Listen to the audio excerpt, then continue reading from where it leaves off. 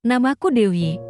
Aku seorang perempuan berusia 28 tahun, tinggal di sebuah rumah sederhana di pinggiran kota. Hidupku awalnya terasa lengkap. Aku menikah dengan seorang pria yang begitu kucintai. Namanya Arman. Ia seorang pekerja keras, penuh tanggung jawab, dan selalu berusaha memberi yang terbaik untukku di awal pernikahan. Aku merasa seperti perempuan paling beruntung di dunia.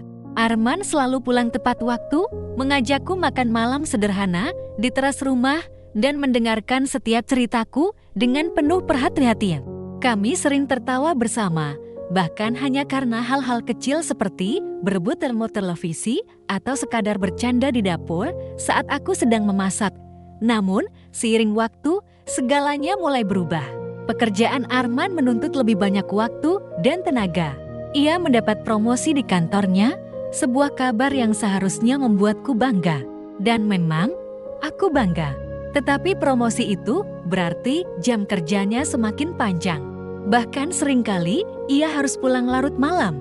Atau malah tidak pulang sama sekali karena harus keluar kota. Hari-hariku yang dulu penuh canda kini sering kulewati sendirian. Aku mulai terbiasa menunggu meja makan tetap terisi dengan 2 piring. Meski akhirnya hanya aku yang duduk di sana.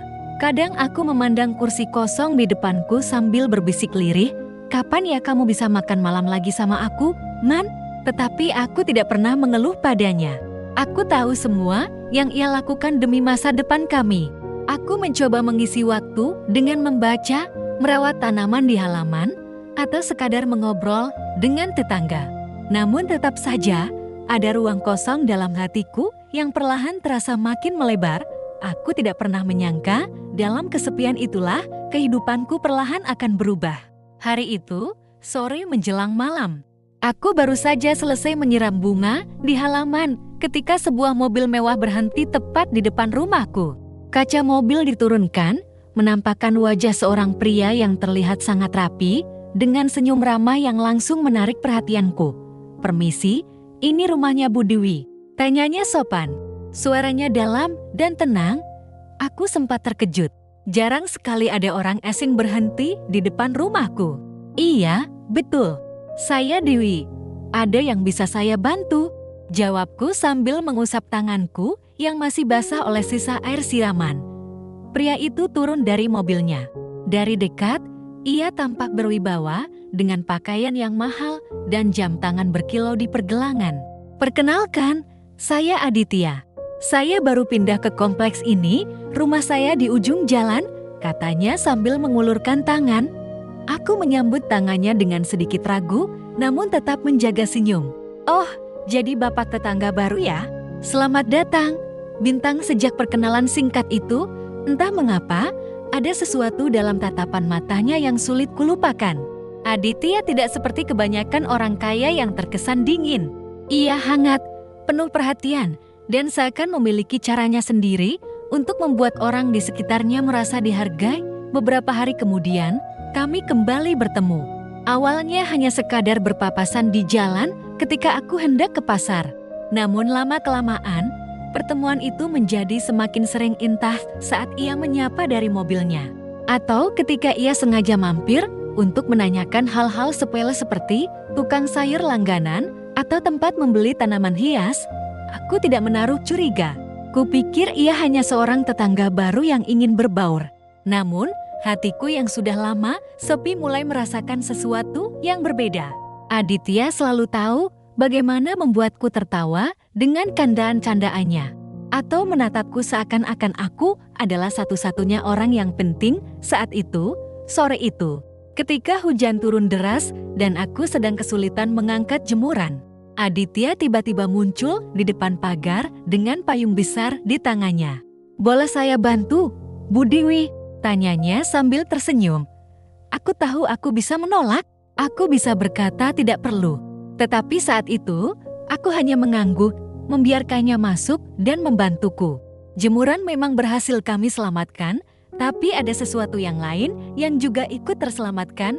Ruang kosong di hatiku yang perlahan mulai terisi, dan sejak hari itu, kedekatan kami mulai tumbuh pelan, tapi pasti. Awalnya, Aku masih bisa meyakinkan diriku bahwa semua ini hanya sebatas hubungan baik antar tetangga. Namun, semakin sering aku dan Aditya bertemu, semakin sulit rasanya mengendalikan hati yang bergetar setiap kali ia ada di dekatku. Suatu sore, ia mengundangku mampir ke rumahnya. Alasannya sederhana, katanya, ia ingin menunjukkan koleksi tanaman hias langka yang baru saja dibelinya. Aku sempat ragu, tapi rasa penasaranku ditambah dengan keramahannya yang selalu membuatku merasa aman, akhirnya membuatku mengangguk. Rumahnya begitu megah. Begitu aku melangkah masuk, aku seperti berpindah dunia. Lantai marmer yang berkilau, lampu gantung kristal, dan aroma wangi ruangan yang menenangkan. Namun, bukan kemewahan itu yang membuatku terdiam, melainkan cara Aditya memperlakukan aku. Ia menatapku dengan penuh perhatian, seakan-akan aku adalah tamu terpenting dalam hidupnya. "Dewi," katanya sambil tersenyum, "kau tahu, ada sesuatu yang berbeda darimu. Kau membuat rumah besar ini terasa hangat." Jantungku berdetak lebih cepat. Kata-katanya sederhana, tetapi bagiku, itu adalah sesuatu yang selama ini aku rindukan, kehangatan, perhatian, sesuatu yang perlahan hilang dari rumahku sendiri karena kesibukan Arman. Aku mencoba mengalihkan pandangan, pura-pura mengagumi tanaman yang ditunjukkannya. Namun Aditya melangkah lebih dekat. Aku bisa merasakan kehadirannya. Begitu dekat hingga udara di sekelilingku terasa hangat dan menyisakan sekaligus. "Aku tahu kau wanita yang setia," lanjutnya pelan. "Tapi aku juga tahu, setiap hati yang sepi pasti merindukan tempat untuk beristirahat." Aku terdiam. Kata-kata itu menembus pertahananku. Dalam hatiku, terjadi perang yang tak terlihat antara kesetiaan pada suamiku dan kenyamanan yang kurasakan saat berada di sisi Aditya. Sore itu, aku pulang dengan perasaan campur aduk. Namun satu hal yang pasti, ada sesuatu yang sudah berubah dalam diriku. Kedekatan kami bukan lagi sekadar basa-basi antar tetangga.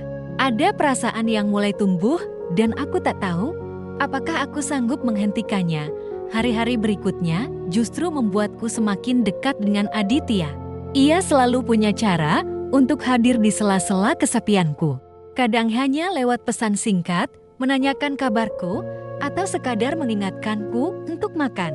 Hal-hal kecil itu terasa begitu berarti, seolah-olah aku kembali diingatkan bahwa ada seseorang yang benar-benar memperhatikanku. Suatu malam, hujan turun begitu deras. Arman memberitahuku lewat telepon bahwa ia harus kembali lembur di luar kota dan mungkin baru pulang akhir pekan. Aku hanya menjawab singkat, menutup telepon dengan perasaan yang sulit kujelaskan. Saat itulah sebuah pesan masuk di ponselku, "Kalau kau sendirian, maukah aku temani sebentar? Aku khawatir kau kesepian di rumah." Aku menatap pesan itu lama sekali. Rasionalitasku berkata, "Jangan, kau sudah berumah tangga." Tetapi hatiku berbisik lain, aku hanya ingin ditemani. Hanya sebentar.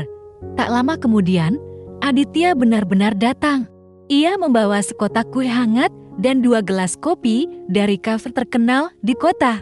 Kami duduk di ruang tamu, mendengarkan suara hujan yang menimpa genteng. Obrolan kami awalnya ringan, tentang pekerjaan, tentang bunga di halaman, bahkan tentang masa kecil.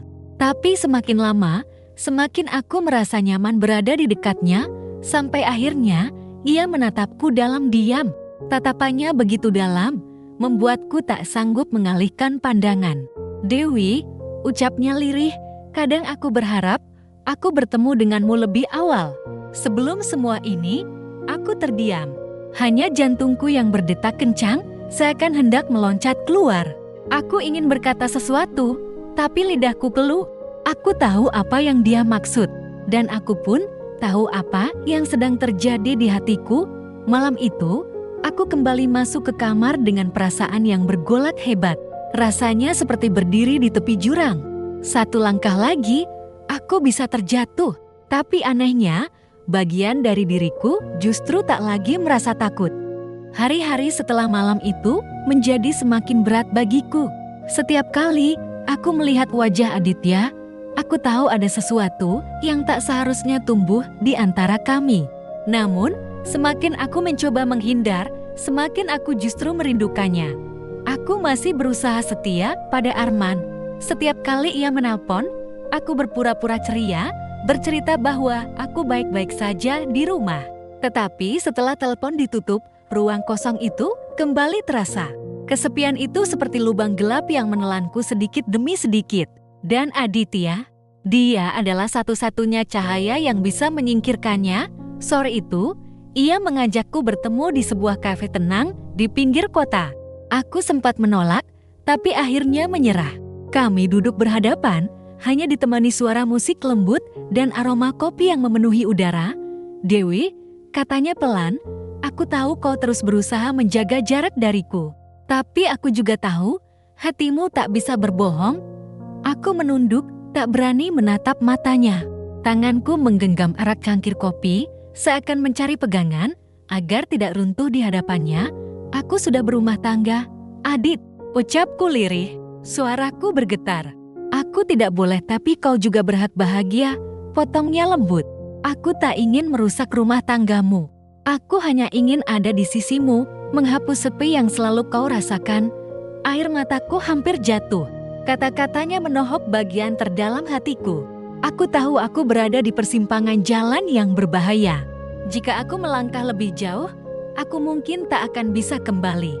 Namun, ketika ia mengulurkan tangannya di atas meja, menunggu jemariku untuk merespon, aku hanya bisa terdiam.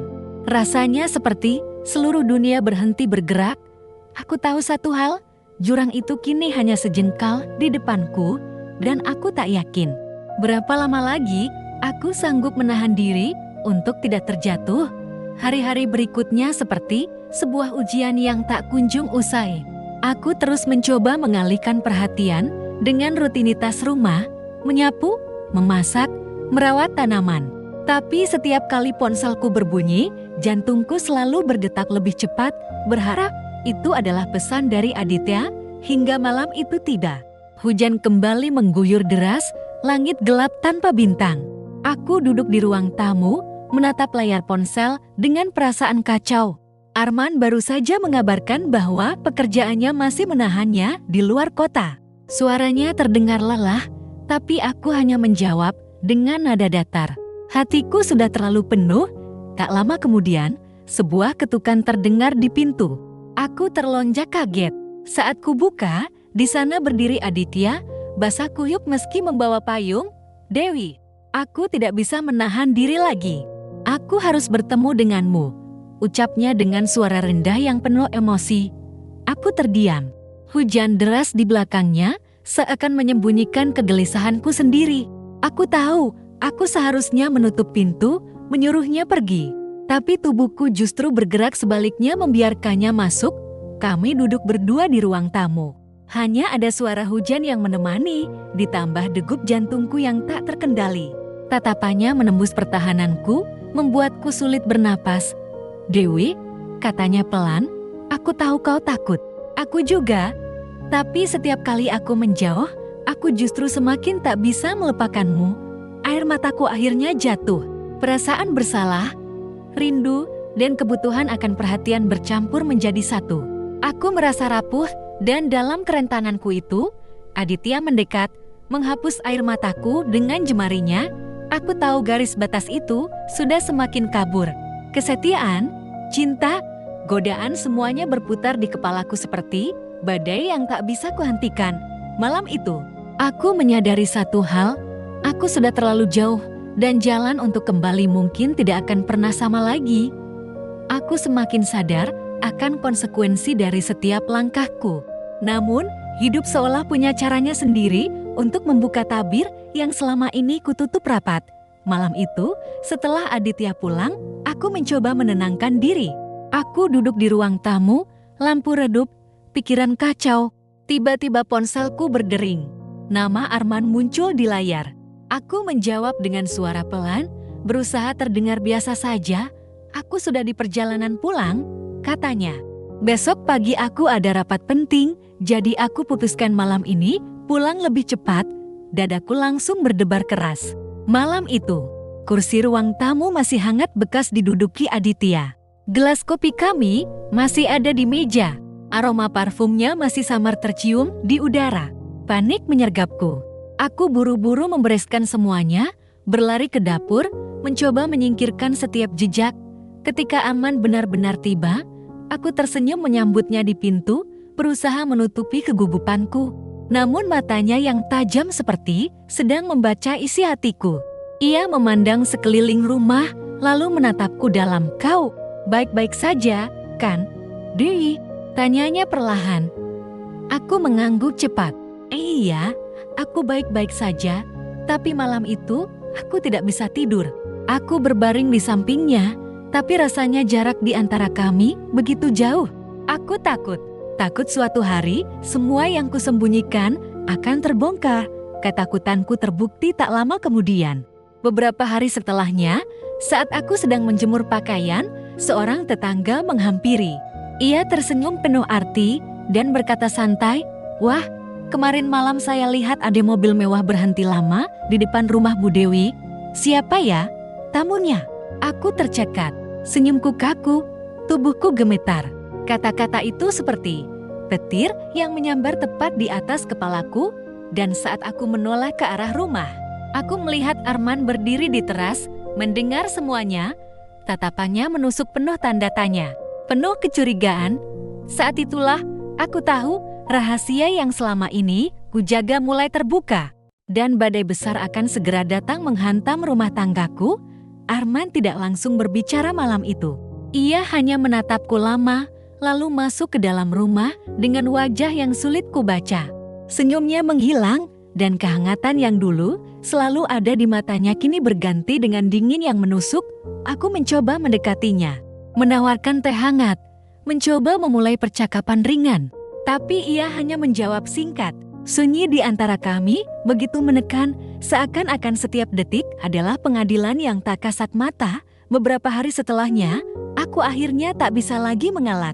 Arman menatapku di ruang makan dengan suara tenang tapi penuh luka. "Dewi, aku ingin jujur. Siapa pria itu?" Pertanyaannya sederhana, tapi terasa seperti palu yang memecah hatiku. Aku ingin menyangkal, tapi aku tahu itu tak akan menghapus kecurigaannya.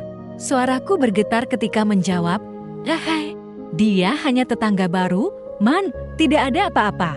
Namun Arman bukanlah orang yang mudah dibohongi.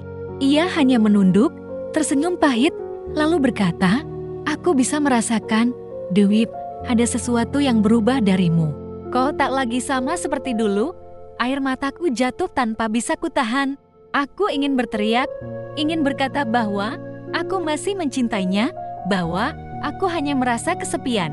Tapi lidahku keluh, seolah semua penjelasan tak akan ada artinya lagi. Malam itu, aku menangis dalam diam di kamar.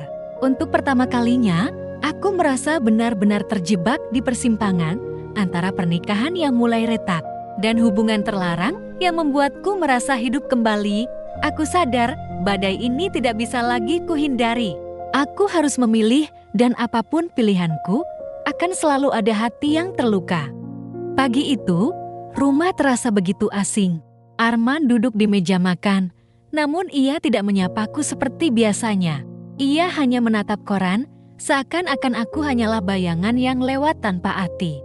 Sunyi itu lebih menyakitkan daripada amarah. Aku mencoba membuka percakapan. "Man, aku minta maaf." Suaraku lirih, hampir tak terdengar. Arman meletakkan korannya perlahan, lalu menatapku. Matanya basah, tapi suaranya tetap tenang. "Dewi, aku sudah memberikan semua yang aku mampu. Mungkin aku terlalu sibuk bekerja, mungkin aku salah. Tapi aku tidak pernah berhenti mencintaimu. Yang kutanyakan sekarang, apakah kau masih memilih aku? Atau hatimu sudah berpindah?" Pertanyaan itu menghantamku seperti ombak besar. Aku ingin menjawab, tapi tenggorokanku tercekat. Bayangan wajah Aditya muncul di kepalaku, bersanding dengan wajah Arman yang penuh luka. Malamnya, aku duduk sendirian di kamar.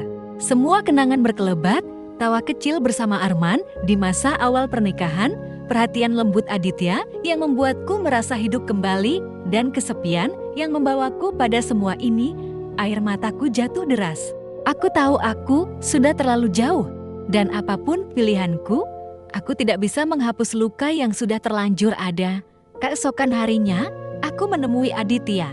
Ia menyambutku dengan senyum hangat seperti biasa, namun kali ini aku tidak mampu membalasnya. "Adit," kataku dengan suara bergetar, "aku tidak bisa melanjutkan ini. Ada orang yang sudah kurelakan hatiku sejak dulu. Meski aku sempat goyah, aku sadar aku harus kembali padanya." Senyum di wajah Aditya perlahan memudar. Ia menatapku lama, lalu mengangguk pelan. "Aku mengerti, Dewi. Mungkin aku datang di waktu yang salah. Aku pulang dengan hati yang remuk." Arman menatapku dengan mata penuh tanya, seakan menunggu jawaban terakhir. Dan aku tahu, inilah saatnya aku menentukan kemana hatiku akan berpulang. Aku menatap Arman yang berdiri di ambang pintu, wajahnya letih namun penuh harap. Dalam sekejap, semua kenangan kami berkelebat dari tawa kecil saat baru menikah, malam-malam panjang menunggu kepulangannya, hingga luka yang kuperbuat sendiri. Aku melangkah pelan mendekatinya. Suaraku bergetar, namun jujur, aku memang sempat goyah. Kesepianku membuatku lemah, hingga aku lupa siapa sebenarnya yang selalu berjuang untukku. Aku salah, dan aku ingin memperbaikinya. Jika kau masih mau, izinkan aku pulang. Pulang ke hatimu. Arman terdiam lama, matanya berkaca-kaca, lalu perlahan ia menghela napas panjang. "Dewi, aku bukan malaikat. Aku pun sering salah karena terlalu sibuk bekerja. Tapi kalau kau masih mau mencoba, aku juga mau. Kita mulai lagi dari awal." Tangisku pecah. Untuk pertama kalinya setelah sekian lama, aku merasa dipeluk bukan hanya oleh lengannya, tapi juga oleh keikhlasan yang begitu dalam. Luka itu memang tidak akan hilang seketika, namun aku tahu kami berdua masih punya kesempatan untuk menumbuhkan kembali cinta yang pernah hampir hilang. Hari-hari setelahnya tak langsung sempurna. Ada canggung, ada jarak yang perlahan kami jembatani. Tapi kali ini, aku benar-benar berusaha menunggu Arman dengan hati yang lebih sabar, menyambutnya dengan senyum, dan jujur mengungkapkan rasa sepi tanpa harus mencari pengganti. Aku belajar bahwa kesetiaan bukan hanya tentang menahan diri dari godaan, tapi juga tentang keberanian untuk menghadapi kekosongan dan memilih tetap setia pada janji yang pernah diucapkan. Aditya, ia pergi tanpa pesan, hanya meninggalkan jejak samar yang suatu saat mungkin akan kukenang sebagai sebuah pelajaran, bahwa tak semua yang membuat hati bergetar harus kuikuti. Kini, setiap kali aku menatap Arman di meja makan, aku sadar rumah ini memang pernah goyah, tapi tidak runtuh. Dan aku bersyukur karena akhirnya aku memilih jalan pulang.